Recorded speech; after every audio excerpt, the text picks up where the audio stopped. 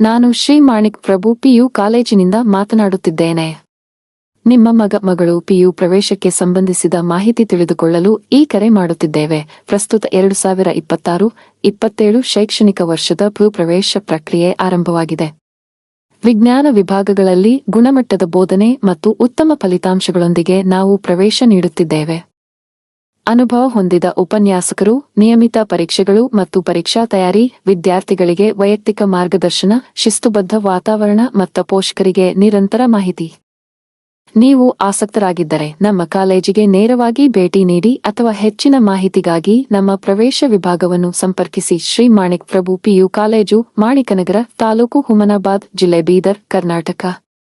ಸಂಪರ್ಕ ಸಂಖ್ಯೆ 7411763208 ಮತ್ತು 7760745632.